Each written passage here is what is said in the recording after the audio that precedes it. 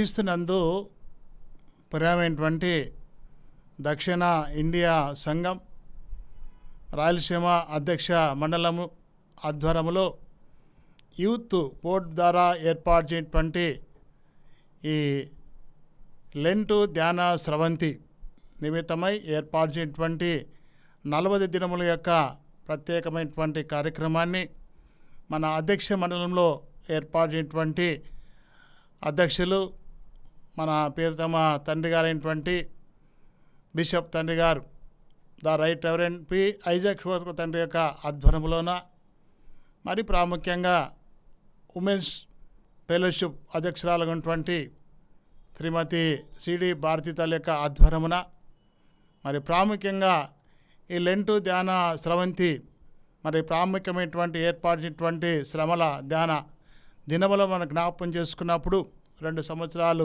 పూర్తి చేసి 3వ సంవత్సరంలో ప్రవేశించడానికి గొప్ప అవకాశం తండ్రి గారు తల్లి గారు మనకందరికీ కల్పించి ఉన్నారు. అలాగే ఈ లెంటు ధ్యాన స్రవంతి నిమిత్తమై బాధ్యత కలిగినటువంటి అధ్యక్ష మండలంలో యూత్ డిపార్ట్మెంట్ అధ్యక్షులైనటువంటి ప్రెసిడెంట్ గారు బీడీఎస్జే బెనహర్ బాబు రెవరెండ్ బెనహర్ బాబు గారు, అలాగే సెక్రటరీగా ఉన్నటువంటి యాన్సీ మోజెస్ గారు, వీరిద్దరి యొక్క ఆధ్వర్యమున అనేకమైనటువంటి పర్యాయములు జ్ఞాపకం చేసుకున్నప్పుడు 2 సంవత్సరాలు ముగించి ఈ ప్రార్థన ఛానల్ ద్వారా ప్రాముఖ్యమైనటువంటి ఈ లెంటు ధ్యాన స్రవంతి నిమిత్తమై ఏర్పాటు చేసి ఉన్నారు. అలాగే సహకరించినటువంటి మన అధ్యక్ష మండలం ఆఫీస్ బ్యారర్స్ వైస్ ప్రెసిడెంట్ అయినటువంటి రెవరెండ్ యు సల్మాన్ బాబు గారికి, అలాగే సెక్రటరీగా ఉన్నటువంటి రెవరెండ్ సి సల్మాన్ బాబు గారికి, జాయింట్ సెక్రటరీగా అసిస్టెంట్ సెక్రటరీగా ఉన్నటువంటి పిఎస్ వినయ్ కుమార్ బాబు గారికి, అలాగే హానరీ ట్రెజరర్ అయినటువంటి కె మేరీ కుమార్ గారు, వీరంతా గారు సహకరించి ఈ యొక్క లెంటు ధ్యాన స్రవంతి దినములను మనం జ్ఞాపకం చేసుకున్నప్పుడు ఎంతో ఆశీర్వాదం. మరి తండ్రి గారిని జ్ఞాపకం చేసుకోవాలి. మరి ఈ సంవత్సరములలో గత 3 సంవత్సరాల నుంచి ఎంతో బాధ్యత కలిగినప్పుడు సంఘమునకు యూత్ ఫెలోషిప్ వారికి అధ్యక్ష మండలంకు తండ్రి గారు ఎంతో ఆసక్తి కలిగి ఈ కార్యక్రమాలను నడిపించడంలో బాధ్యత కలిగి మనకు ఇచ్చి ఉన్నాడు. అందును బట్టి తండ్రి గారికి ప్రత్యేకమైనటువంటి వందనాములు.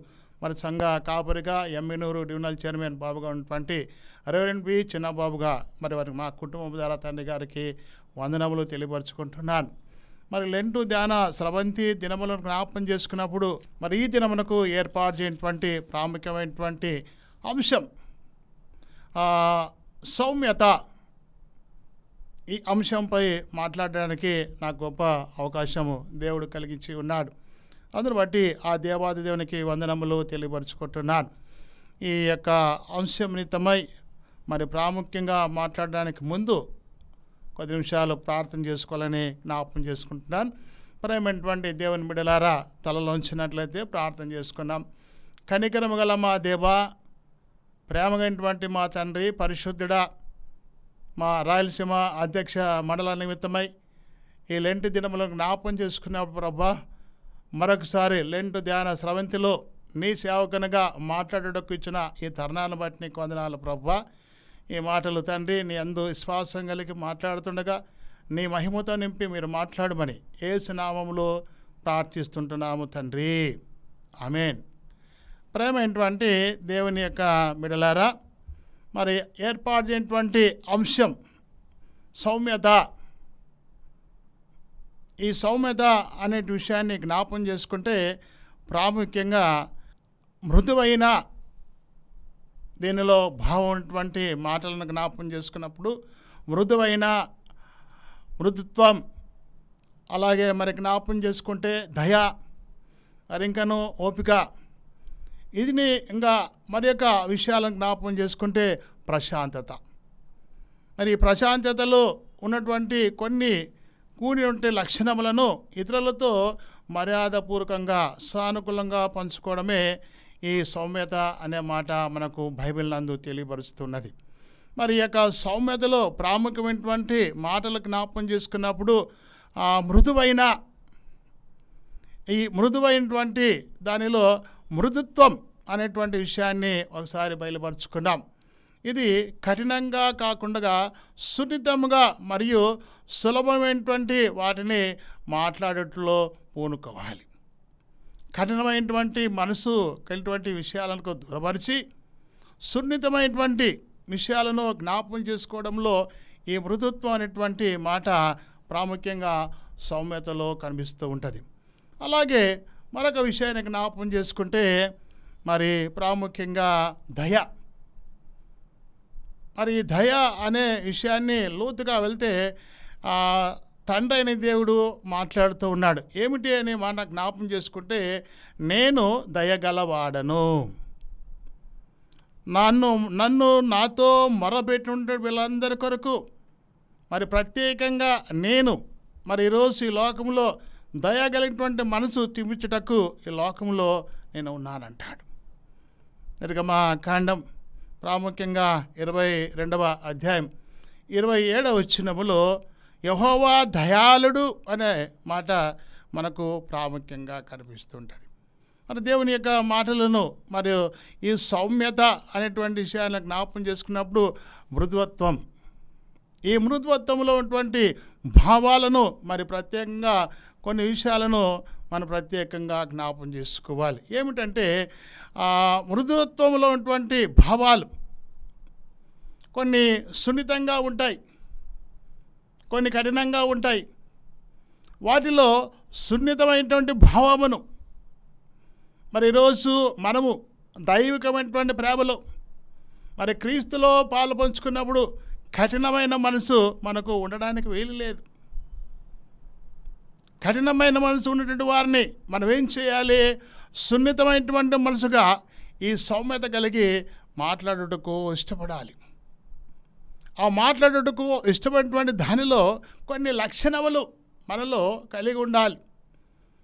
సౌమ్యము అనే మాట జ్ఞాపకం చేసుకుంటే నెమ్మది, సమాధానం, ఇంకను జ్ఞాపకం చేసుకుంటే ఈ లోకపరంగా జాగ్రత్తగా ఉండుట.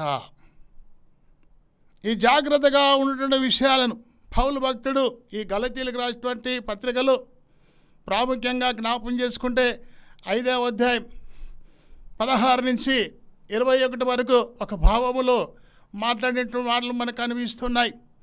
అలాగే 22 నుంచి 26 వరకు మరొక భాగము కనిపిస్తున్నది. 2 భాగాలు జ్ఞాపకం చేసుకుంటే ఒకటి శారీరానుసరంగా విషయాలు మనకు కనిపిస్తున్నాయి, ఒకటి ఆత్మీయ ఫలములుగా కనిపిస్తున్నాయి. ఆత్మీయ ఫలములలో కనిటువంటి గొప్ప భాగ్యమే ఈ సౌమ్యత అనే మాట మనకు వాక్యం బోధించబడుతున్నది. ఇలాంటి మాటలను మనం జ్ఞాపకం చేసుకున్నప్పుడు ప్రాముఖ్యమైన విషయాలు ఇక్కడ చెప్పినటువంటి సాధువైనటువంటి మృదువైనటువంటి విషయాలు ప్రాముఖ్యంగా దయ అనేది ఒక మాట. ఆ దయ అనేది మనం కోరడానికి ఇష్టపడినప్పుడు దేవుడు మాట్లాడతాడు, నేను ప్రత్యేకంగా దయగలవాడను అంటాడు.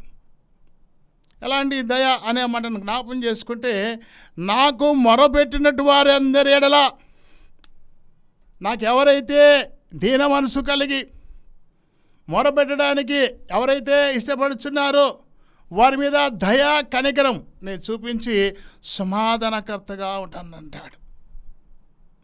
మరి సమాధానకర్తగా ఉండడానికి కొన్ని విషయాలలో మనలో మన మనసులలో ఉన్నటువంటి భావములు ఎలాగుండాలంటే సౌమ్యత కలిగి ఉండాలి.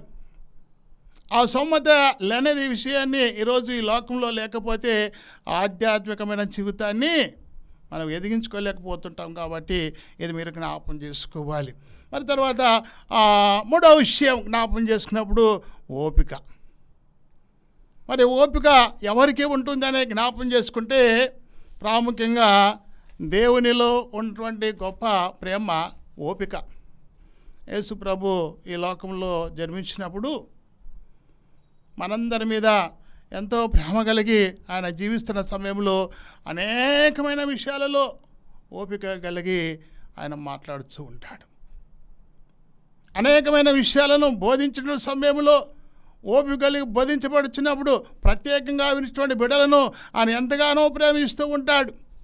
మరి ప్రాముఖ్యమైనటువంటి విషయాన్ని జ్ఞాపకం చేసుకుంటే హెబ్రీలు రాసినటువంటి పత్రికలో 12వ అధ్యాయంలో 2వ వచనంలో జ్ఞాపం చేసుకుంటే ప్రాముఖ్యంగా యేసు వైపు చూస్తూ ఓపికతో పరుగులెత్తుతూ ఉండరి అంటాడు. ఎవరితో చూస్తున్నాం మనం ఈరోజు ఈ లోకంలో? లోకానుసారంగా జీవిస్తున్నాం. లోకంలో ఏమి జరుగుతుందనే విషయాన్ని గమనిస్తున్నాం. అయితే యేసు వైపు మనం ఎలాంటి చూపు కలిగి ఉన్నాం? ఆ ఎలాంటి చూపును కలిగి చూచుటకు ఇష్టపడుతున్నామో ఒకసారి మనం జ్ఞాపం చేసుకోవాలి. ఆ విషయాలను ఓపికతో మాట్లాడినటువంటి మాటలలో ఓపికతో ఉన్నటువంటి విషయాలను జ్ఞాపం చేసుకున్నప్పుడు పరుగు పెందములలో జ్ఞాపకంగా ఓపిక కలిగి ఉండాలని చెప్పేసి పౌలు భక్తుడు హెబ్రీయులకు రాసిన పత్రిక 12వ అధ్యాయం 2వ వచనంలో మనకు తెలియపరుస్తున్నాడు.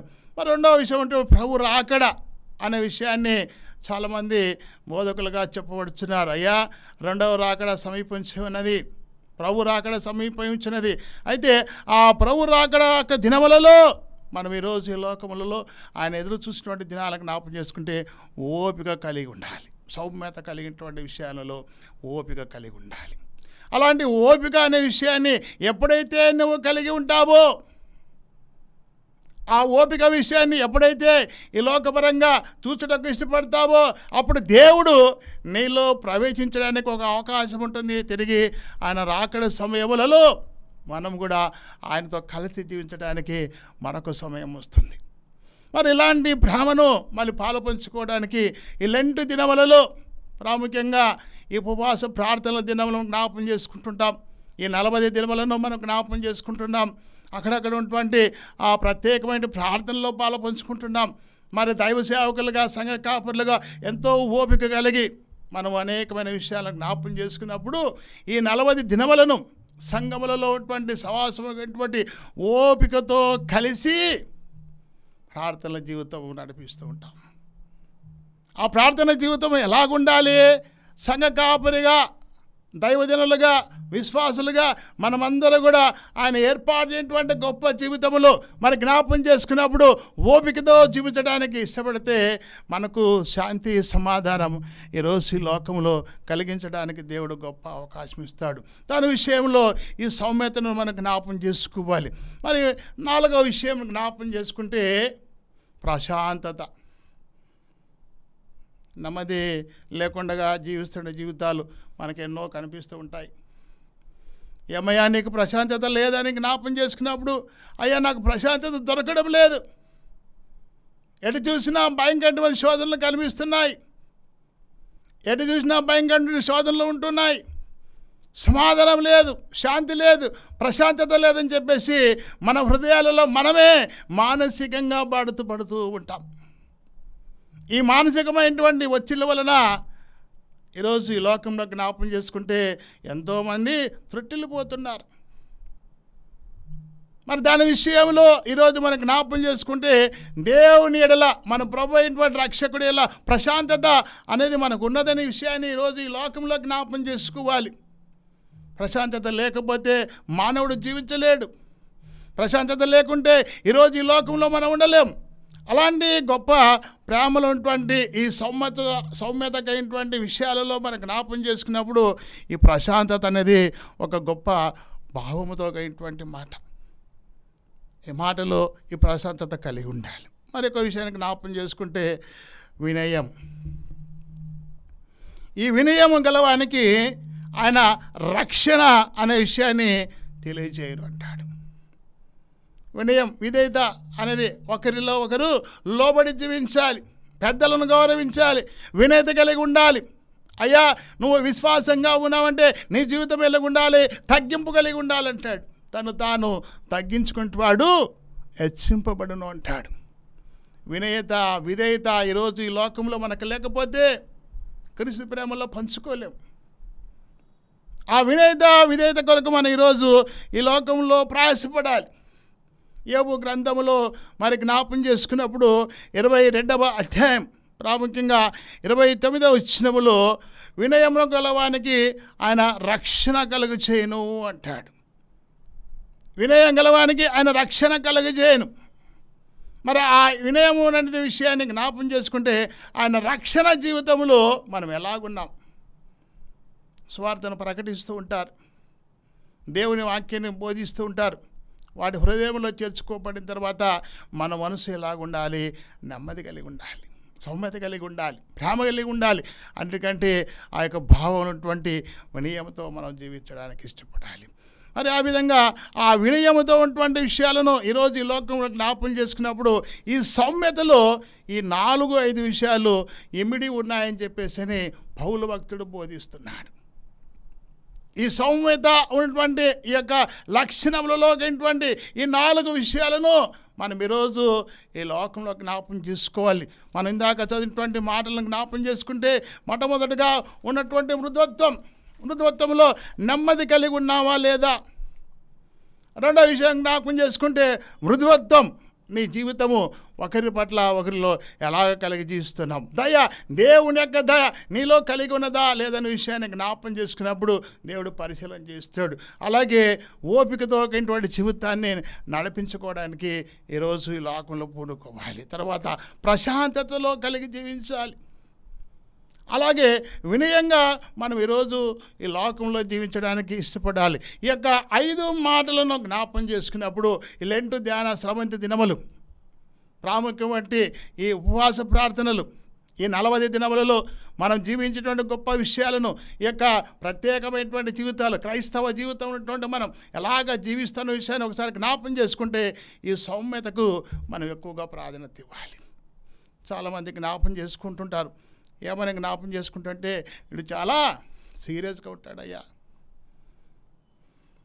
ఎలాంటి సీరియస్గా కలిగి ఉంటాడు? కోపంతో ఉంటాడు.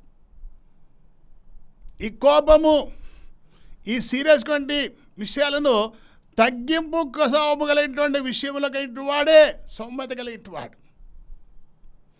ఈ కోపము ప్రాముఖ్యమైనటువంటి ఈ ఆంక్రత ఉన్నటువంటి విషయాలలో జ్ఞాపకం చేసుకున్నప్పుడు తను తాను తగ్గించుకొని నిబ్బరం కలిగి ఇతరులతో జాగ్రత్త కలిగి జీవించటమే ఈ సౌమ్యతకు ప్రాముఖ్యమైనటువంటి భావం కల్పిస్తున్నది. అయితే పౌలు భక్తుడు కొన్ని విషయాలు మనకు తెలియపరుస్తున్నాడు. ఏమిటి అని జ్ఞాపకం చేసుకుంటే గలతీయులకు రాసిన పత్రిక 5వ అధ్యాయం ప్రాముఖ్యంగా 23-24 వచనాలను జ్ఞాపకం చేసుకున్నప్పుడు, అట్టి వాటికి విరోధమైన నియమం ఏదీ లేదు.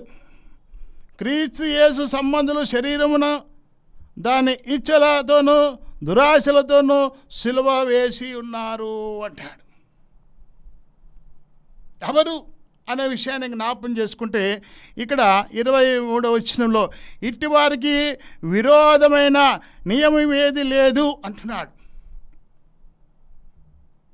ఇటీ వాటికి అనే మాట జ్ఞాపకం చేసుకుంటే ఆత్మఫలాలు ఉన్నాయి. ఈ ఆత్మఫలాల్లో ప్రాముఖ్యమైనది ఇక్కడ కనబడుచున్నాయి. అయితే ఆత్మఫలములు ఏమనగా ప్రేమ, సంతోషము, సమాధానము, దీర్ఘశాంతము, దయాళత్వము, మంచితనము, విశ్వాసము, స్వాధికము, ఆశ నిగ్రహము. వీటికి అనుకూలమైనటువంటి జీవితము సౌమ్యతలోకి వారిని బట్టి పౌలు భక్తుడు రాస్తూ ఈ సౌమ్యతలోకి బిడ్డలను జ్ఞాపకం చేస్తున్నాడు. ఇవి ఆత్మీయమైనటువంటి క్రియలు. ఈ ఆత్మీయమైనటువంటి క్రియలలో మనము మన జీవితాలను ఈ లెంటి దినాలలో ఎంతవరకు ఈ సౌమ్యత కలిగి జీవిస్తున్నటువంటి విషయాన్ని జ్ఞాపకం చేసుకోవాలి. పైన కూడా మరొక విషయాలు మనకు కనబడుతున్నాయి.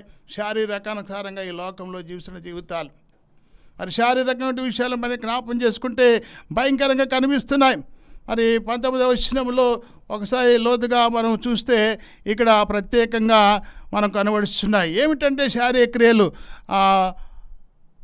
జారత్వము, అపవిత్రత, కామకత్వము, విగ్రహారాధన, అభిచారము, దేశములు, కలహములు, మత్సరములు, క్రోధములు, కక్షలు, భేదములు, విపదములు, అసూయలు, మద్దతులతో అల్లరితో కూడిన ఆటపాటలు మొదలైనవి. వీటిని గురించి నేను మునుపటిగానే మీకు తెలియపరుస్తూ ఉన్నాను అంటున్నాడు. మరి లెంటు ధ్యాన దినములలో మనకు జ్ఞాపకం చేసుకున్నప్పుడు ఈ శరీరానుసరైనటువంటి జీవితాలను, ఈ శరీరానుసరైనటువంటి బలహీనతలను మనం ఏం చేయాలి? తీసివేసుకోవడానికి ఈరోజు ఈ లోకంలో ఆధ్యాత్మికమైనటువంటి ఆత్మ ఫలములను మనం జ్ఞాపం చేసుకొని దేవునికి సమీపంగా ఉండాలి. ఈ దేవునికి సమీపమైనటువంటి ఈ గొప్ప జీవితమును మనం బలపరుచుకోవాలంటే ఆత్మీయ ప్రేమైనటువంటి సౌమ్యతకు మనం జీవితాన్ని మలుచుకొని ఈరోజు ఈ లోకంలో జీవిస్తే గొప్ప జీవితాన్ని సంపాదించుకుంటాం. అలాంటి ప్రేమను పౌలు భక్తుడు తెలియపరుస్తూ కొన్ని విషయాలను మనకు చెప్తున్నాడు. ఆ విషయాలను కూడా చివరిగా మనం జ్ఞాపకం చేసుకుంటున్నాం. మరి ప్రాముఖ్యంగా 24వ వచనాన్ని ఒకసారి లోతుగా వెళ్తే, హృదయంలో పౌలు తన యొక్క గొప్ప జీవితంలో ఎదురు చూసినటువంటి దినాన్ని జ్ఞాపకం చేసుకుంటే మెస్సీయకు పూర్వపు జీవించినటువంటి గొప్ప జీవితాలను ఆయన జ్ఞాపకం చేసుకుంటున్నాడు. మెస్సీయ గతములో పూర్వపు జీవితాలలో ఎలాగా ఈరోజు ఈ లోకంలో జీవించబడి మనం నడిపించినాడో దానిని జ్ఞాపం చేసుకోవడానికి ఇష్టపడుతున్నాడు. వాటి విషయాల్లో జ్ఞాపం చేసుకొని దేవుని ప్రజలను ప్రాముఖ్యంగా దేవుని యొక్క వాక్యానికి ఖచ్చితంగా పట్టుబడేలాగా వాళ్ళని ప్రత్యేకంగా కాపలాదారుగా ఉండి నడిపిస్తూ ఉన్నాడు. దేవుని యొక్క జీవితమును మెస్సీయగా ఉన్నటువంటి గొప్ప జీవితాన్ని బయలుపరిచినాడు. పూర్వకమైన విషయాన్ని జ్ఞాపం చేసుకుంటున్నాడు. అది జ్ఞాపం చేసుకొని ఇక్కడ రాయబడినటువంటి మాటలను మెస్సీయను గురించి తెలియపరుస్తూ ఈ విషయాలను మనకు బయలుపరచబడుతున్నాడు. మరి అలాంటి విషయాలలో పౌలు భక్తుడు ప్రజలందరికీ మరి ప్రాముఖ్యంగా దేవుని యొక్క వాక్యమును జ్ఞాపం చేసుకుంటున్నాడు. దేవుని ప్రజలైనటువంటి దేవుని యొక్క జ్ఞాపకములను చేసుకొని తద్వారా సరైనటువంటి సమయంలో దేవునికి విన్నపములు చేసుకోవడానికి అనిష్టపడుతూ ఉన్నాడు. గత జీవితంలో నేను ఎలాగ ఉన్నాను, ఆత్మీయ జీవితంలో ఎలాగ ఎదిగి ఉన్నాను, ప్రభు నాలో మరి జీవించబడినప్పుడు సౌమ్యత కలిగినటువంటి జీవితాన్ని నేను ఎంతగానో బలపరుచుకొని ఈ లోకంలో జీవిస్తున్నాను కాబట్టి ఆ క్రీస్తు ప్రేమలో నేను కలిగి ఉండటకు మెస్సీయను జ్ఞాపకం చేసుకుంటానని చెప్పేసి ప్రభు చెప్తున్నాడు. ఈరోజు మనం ఏం చేస్తున్నాం? మన జీవితాలు ఎలాగ ఉంటున్నాయి? సౌమ్యతతో కలిగి ఇతరులతో ఉన్నటువంటి జీవితాన్ని కాపాడుకొని జీవిస్తున్నామా? సౌమ్యత లేక ఈరోజు ఈ లోకపరంగా ఉన్నటువంటి శారీరకమైన జీవితాన్ని జీవిస్తున్నామా? అందువలన ప్రేమైనటువంటి దేవుని బిడ్డలారా, లెంటు ధ్యాన స్రవంతి మన ప్రాముఖ్యమైనటువంటి ఈ యూట్యూబ్ ఛానల్, మరి ప్రాముఖ్యంగా మన రాయలసీమ అధ్యక్ష మండలం మన బిషప్ తండ్రి గారు అయినటువంటి నా రైట్ రెవరెండ్ పి ఐజక్ తండ్రి గారు ఏర్పాటు చేసి మన రాయలసీమ అధ్యక్ష మండలిలో యూత్ డిపార్ట్మెంట్ ద్వారా యూత్లో ఉన్నటువంటి యవనస్తులందరూ కూడా చక్కటి వాక్యములను జ్ఞాపం చేసుకొని విని మరి ప్రత్యేకమైన జీవితం కలిగి ఉండాలని చెప్పేసి ఈ గొప్ప విషయాలను ఈ ప్రార్థన జీవితంలో ఉన్నటువంటి 40 దినములను ప్రత్యేకంగా జ్ఞాపం చేస్తున్నాడు. మరలా మాకు ఈ ప్రత్యేకమైనటువంటి దైవజనులకు ప్రతి ఒక్కరు కూడా ఈ యొక్క ధ్యాన స్రవంతి ప్రాముఖ్యమైనటువంటి ఛానళ్ళందు మీరు కూడా పాలుపంచుకొని వాక్యాన్ని పంచాలని చెప్పేసి తెలియపరిచినప్పుడు ఈ విషయాలను పంచుకోవడానికి దేవుడు మాకు గొప్ప అవకాశం ఇస్తున్నాడు. అలాంటి గొప్ప ప్రేమను పాలు పంచుకునేటువంటి మనము కూడా సంసిద్ధంగా ఉండాలి. సరైన జీవితం అంటే ఏమిటి అని ఒకసారి ప్రశ్న వేస్తే దేవునిలో ఆత్మ ఫలములను మనం జ్ఞాపం చేసుకోవాలి. ఆత్మ ఫలములో ఉన్నటువంటి గొప్ప విషయాలను ప్రేమ కలిగి ఉండాలంటాడు. ఎలాంటి ప్రేమ కలిగి ఉండాలి? క్రీస్తు కలిగినటువంటి మంచి ప్రేమ కలిగి ఉండాలి. క్రీస్తు కలిగినటువంటి ప్రేమ మనలో ఉన్నదా లేదా అనే విషయాన్ని ఒకసారి స్మరణ చేసుకోవాలి. తర్వాత దానిలో ప్రాముఖ్యమైనటువంటి స్వాతికమైన మాట మనకు కనబడుచున్నది. ఈ స్వాతికమైన మాట ఈరోజు ఈ లోకంలో అందరూ ఉపయోగిస్తూ ఉన్నారు. అయితే ఈ యొక్క ప్రత్యేకమైన మాట సౌమ్యత అనే దానిలో మనకు ఒక భావమైనటువంటి ఆధ్యాత్మికమైనటువంటి వాక్కు మనకు కనబడుతున్నది. ఇలాంటి వాక్కును జ్ఞాపం చేసుకొని మనం కూడా క్రీస్తు యొక్క ప్రేమలో పాలుపంచుకొని ఈ లెంటు దినములను మనం జ్ఞాపం చేసుకున్నప్పుడు ప్రభులో జీవిస్తూ మన జీవితాన్ని ముందుకు కనిపించాలని చెప్పేసి ఈ మాటల ద్వారా హెచ్చరిస్తున్నాను.